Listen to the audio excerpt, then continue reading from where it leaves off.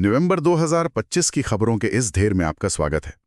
आज का मिशन सिर्फ ये जानना नहीं है कि क्या हुआ, बल्कि ये समझना है कि इन घटनाओं के पीछे पैटर्न्स क्या हैं। बिल्कुल। हम उन कहानियों को निकालेंगे जो इस महीने के खत्म होने के बाद भी मायने रखेंगी, मतलब बिना किसी शोर में खोए।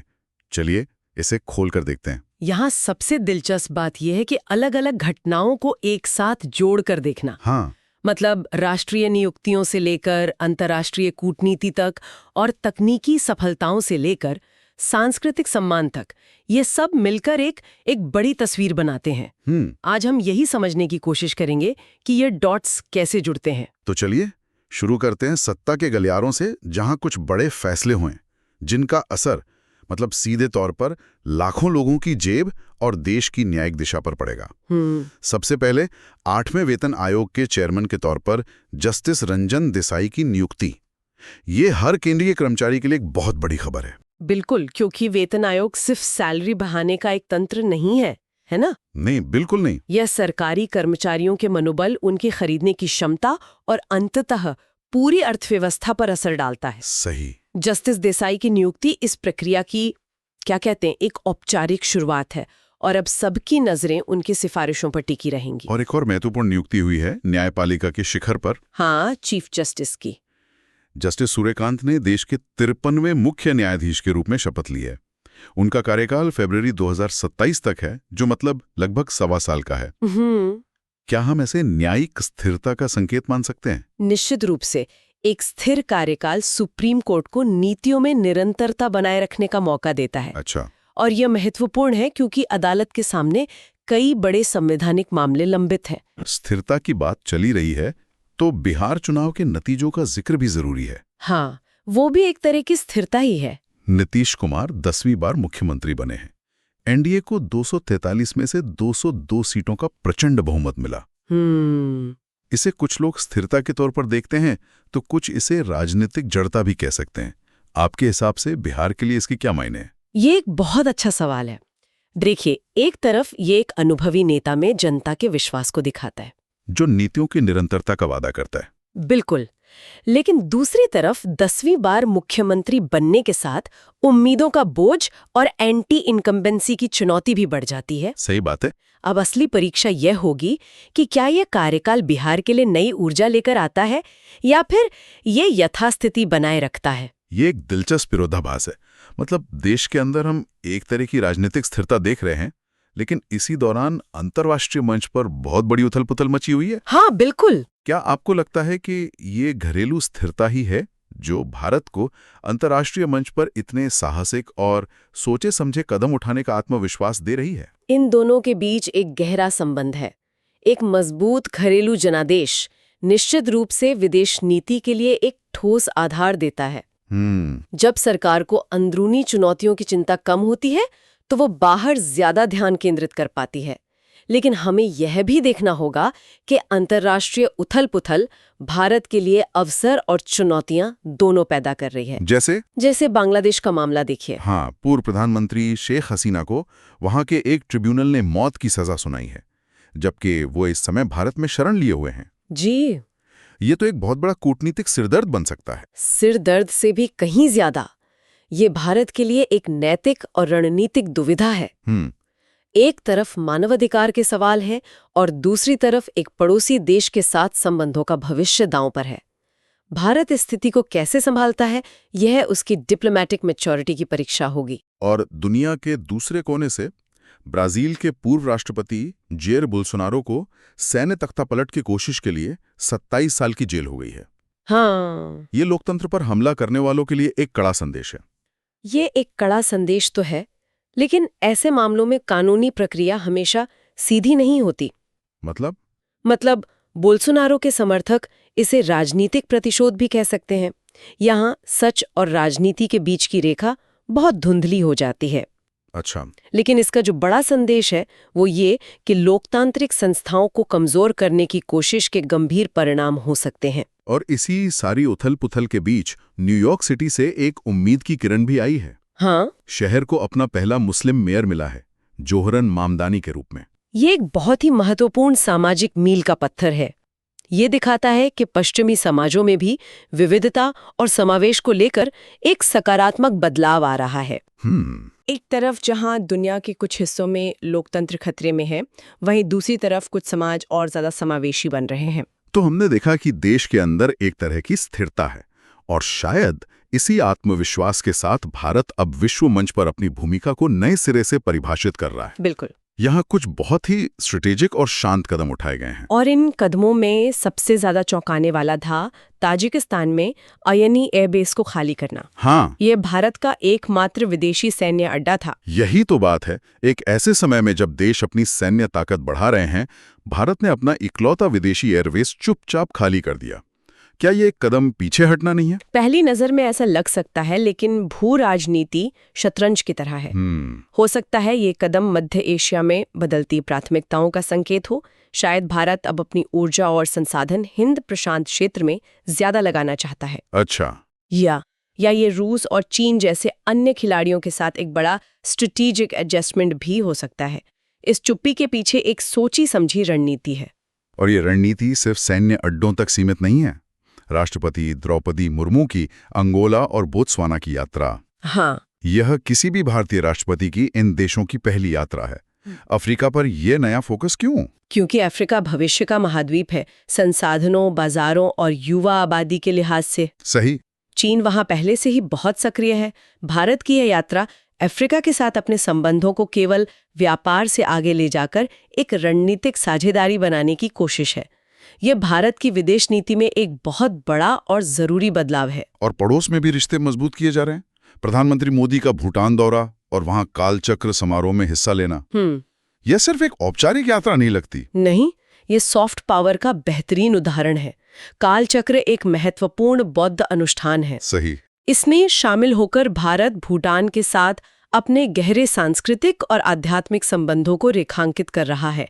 यह चीन को भी एक संदेश है कि भारत और भूटान के रिश्ते सिर्फ भूगोल तक सीमित नहीं है। तो भारत सिर्फ दूसरे देशों में जा ही नहीं रहा, बल्कि दुनिया को अपने यहाँ भी बुला रहा है। हाँ। 2026 में ग्लोबल बिग कैट समिट की मेजबानी, 2030 के कॉमनवेल्थ गेम्स अहमदाबाद में और फरवरी 2026 में विशाखापत्तनम में 3 बड़े अंतर्राष्ट्रीय समुद्री कार्यक्रम।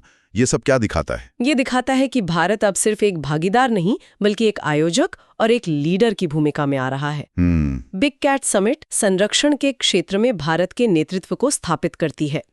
कॉमनवेल्थ गेम्स इसकी संगठनात्मक क्षमता को दिखाते हैं। और विशाखापत्तनम के समुद्री कार्यक्रम हिंद महासागर में भारत को एक नेट सिक्योरिटी प्रोवाइडर यानी क्षेत्रीय सुरक्षा प्रदाता के रूप में स्थापित करते हैं। और इसी सिलसिले में मालाबार अभ्यास का भी जिक्र आता है, जिसमें भारत, अमेरिका, ऑस्ट्रेलिया और जापान यानी क्वाड देश, हाँ, क्वाड देश शामिल हैं। ये सिर्फ एक रूटीन नौसैनिक ड्रिल तो नहीं है ना? बिल्कुल नहीं। मालाबार अभ्यास क्वाड देशों के बीच सैन्य सहयोग का सबसे बड़ा प्रतीक है। और इस बार इसका गुआम द्वीप के पास होना बहुत महत्वपूर्ण है। गुआम अमेरिका का एक प्रमुख सैन्य अड्डा है और ये चीन के बहुत करीब है। अच्छा। नॉर्दर्न पैसिफिक में ये अभ्यास करना हिंद प्रशांत क्षेत्र में चीन की बढ़ती आक्रामकता को एक बहुत स्पष्ट और मजबूत संदेश देने जैसा है। ये आत्मविश्वास सिर्फ विदेश नीति तक ही सीमित नहीं है। देश के अंदर भी समाज और विज्ञान के क्षेत्र में कुछ बहुत ही दिलचस्प और प्रगतिशील बदलाव हो रहे हैं। हाँ। जैसे यूनेस्को से मिले ये सम्मान। हाँ, और ये दोनों सम्मान भारत की 2 अलग-अलग ताकतों को दिखाते हैं। एक तरफ लखनऊ को सिटी ऑफ गैस्ट्रोनॉमी का दर्जा मिला। जो कोई भी लखनऊ गया है वो जानता है कि ये सम्मान कितना सही है। टुंडे कबाब और बिरयानी की खुशबू तो शहर की हवा में ही घुली रहती है। बिल्कुल, ये हमारे समृद्ध पाक कला की विरासत को एक वैश्विक मंच पर पहचान दिलाता है। सही। और दूसरी तरफ यूनेस्को के पेरिस मुख्यालय में डॉक्टर BR अम्बेडकर की प्रतिमा का अनावरण, ये भारत के आधुनिक विचारों, सामाजिक न्याय और संवैधानिक मूल्यों को मिला वैश्विक सम्मान है।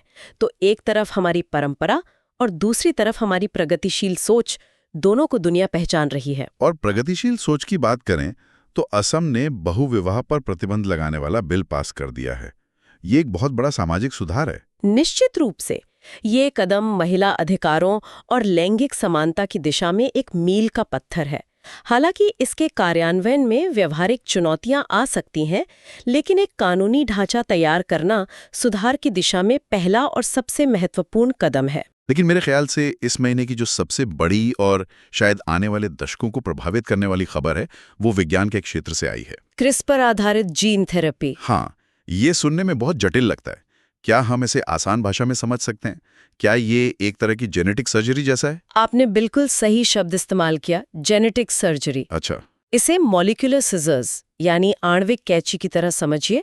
ये तकनीक वैज्ञानिकों को डीएनए के एक खास हिस्से को जहां गड़बड़ी है उसे काटकर बदलने या ठीक करने की ताकत देती है। वाह! सिकल सेल रोग के मामले में ये एक गेम चेंजर है, क्योंकि ये बीमारी एक सिंगल जीन में गड़बड़ी की वजह से होती है। और भारत ने इसे स्वदेशी रूप से विकसित किया है। इसका नाम बिरसा 1001 रखा गया है। ये नाम भी बहुत सोच समझकर रखा गया है। हाँ, इसका नाम महान आदिवासी स्वतंत्रता सेनानी बिरसा मुंडा के नाम पर है, जिनकी इस साल 150वीं जयंती थी। ये इसलिए भी महत्वपूर्ण है क्योंकि सिकल सेल रोग से भारत की आदिवासी आबादी सबसे ज्यादा प्रभावित है। सही बात है। ये सिर्फ एक वैज्ञानिक सफलता नहीं है, बल्कि ये सामाजिक न्याय का भी एक उपकरण है। यह हाशिए पर मौजूद समुदायों तक अत्याधुनिक स्वास्थ्य सेवा पहुंचाने का एक शक्तिशाली प्रयास है। वाह, ये सच में एक जबरदस्त उपलब्धि है। लेकिन यहाँ एक विरोधाभास भी है। एक तरफ हम बिहार की गोगाबील झील को 94वीं रामसर साइट बनाकर अपनी प्राकृतिक धरोहरों को सहेज रहे हैं, लेकिन दूसरी तरफ क्लाइमेट चेंज परफॉर्मेंस इंडेक्स में भारत की रैंकिंग 23वें स्थान पर गिर गई है। ये एक जरूरी मुद्दा है। ये दिखाता है कि हम छोटे छोटे हिस्सों में अच्छा काम कर रहे हैं, लेकिन जब पूरी तस्वीर की बात आती है, जैसे कार्बन उत्सर्जन कम करना, हाँ, या नवीकरणीय ऊर्जा की तरफ बढ़ना, तो हमारी चुनौतियां अभी भी बहुत बड़ी हैं। हम एक एक पेड़ को तो बचा रहे हैं, लेकिन पूरे जंगल पर खतरा मंडरा रहा है। इसी महीने एक और तस्वीर ने बहुत ध्यान खींचा, जब प्रधानमंत्री ने प्रोटोकॉल तोड़कर छत्तीसगढ़ के राम नामी जनजाति के सदस्यों से मुलाकात की। हाँ।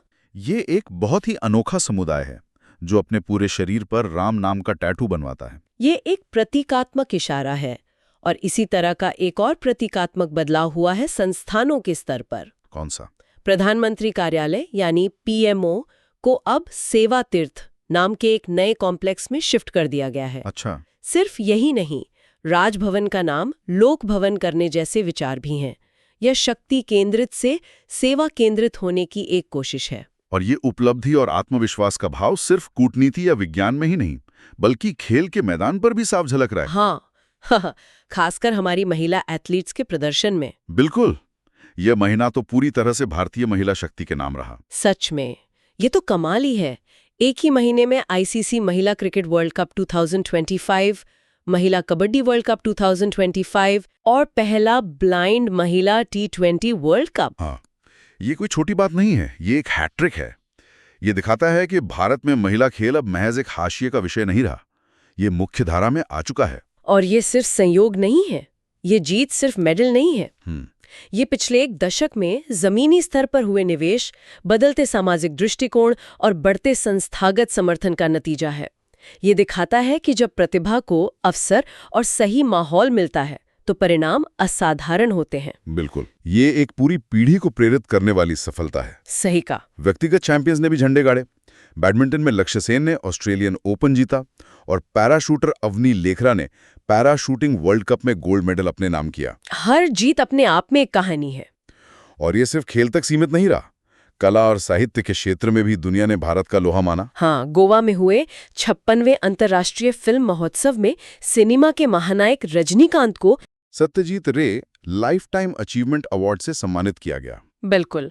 और साहित्य का सबसे बड़ा सम्मान बुकर प्राइज 2025 कनाडाई हंगेरियन लेखक डेविड साजले को उनके नॉवल फ्लैश के लिए मिला।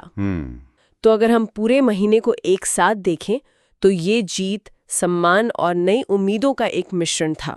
हर क्षेत्र में एक नई ऊर्जा और आत्मविश्वास दिखाई दिया। तो ये था नवंबर 2025 का लेखा जोखा।